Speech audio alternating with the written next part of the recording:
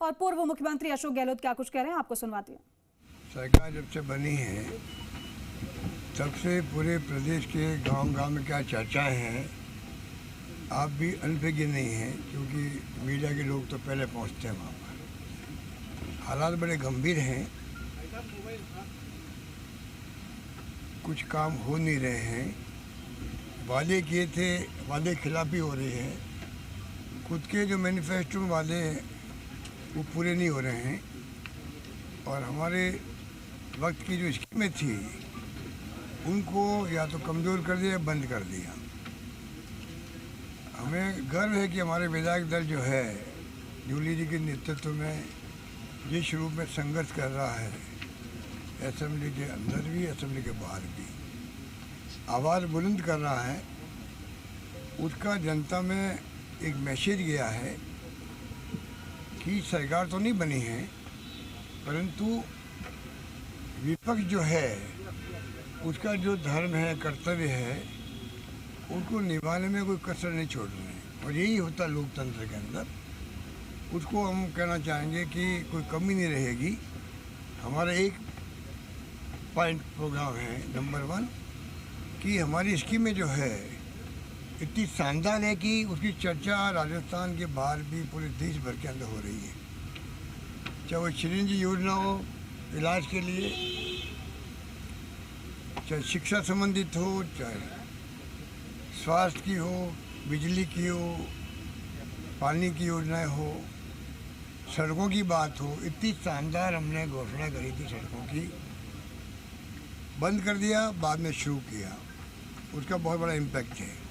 तो कहने का मतलब है कि अभी विपक्ष जो है विधायक दल हमारा एकजुट है, मजबूती से मुकाबला कर रहा है और जितनी भी हमारी योजनाएं थी उसके ऊपर हम फोकस कर रहे हैं कि वो किसी कीमत पर कमज़ोर नहीं हो, लागू हो।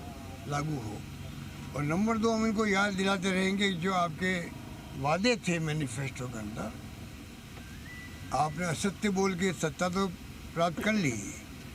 हिंदू को 5 लाख दिए, मुसलमान को 50 लाख दे दिए, पता नहीं इन्होंने क्या क्या कहा था उस वक्त में। और कैंपेन में इनके बारे में धन की कमी नहीं है।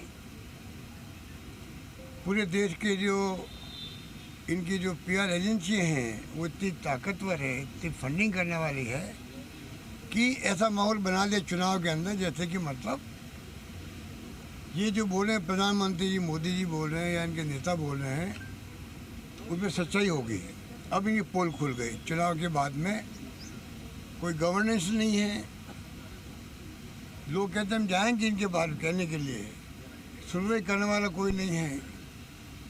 मंत्री और मुख्यमंत्री नए बने हैं, हमारी पार्टी ने तय किया था, विधायक दल ने, जूली जी ने, दोतासा जी ने, कि इनको मौका देना चाहिए। एक बार नए मुख्यमंत्री बने, पहली बार MLA बने, मुख्यमंत्री बना दिए गए, इनको मौका देना चाहिए, अवसर देना चाहिए।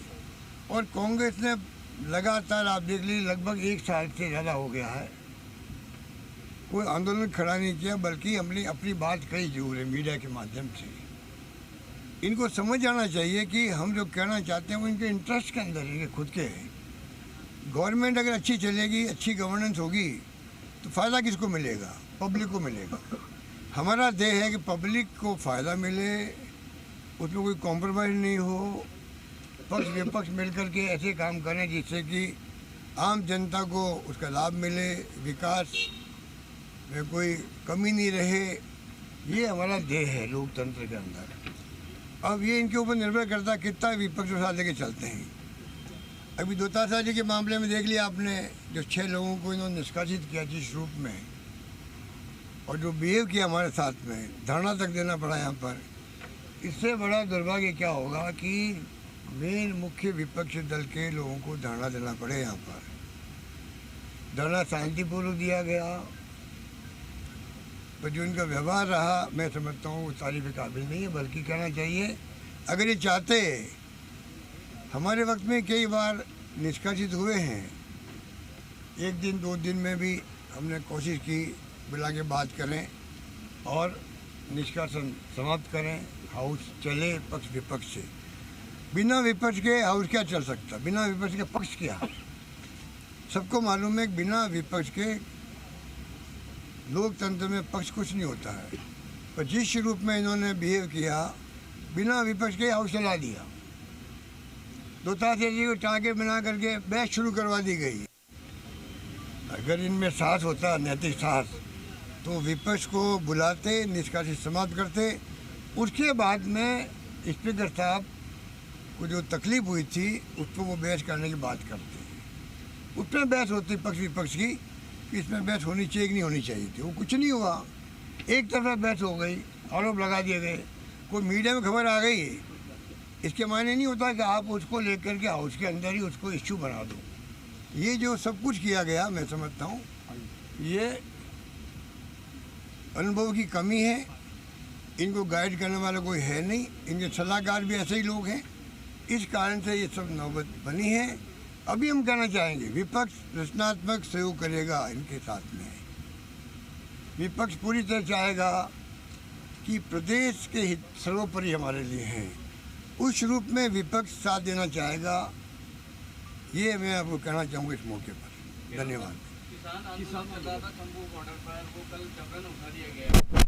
किसान आंदोलन जहाँ शंभू बॉर्डर पे चल रहा था, आधी रात को खाली करवा दिया गया। पंजाब गवर्नमेंट ने काम नहीं करवाया। पार्टी की सरकार है। देखिए, आप जानते हो कि आप पार्टी हो चाहे विपक्ष बीजेपी हो, इनके अंदर लोकतंत्र में यकीन तो है नहीं। ये किसान आंदोलन देश का नहीं,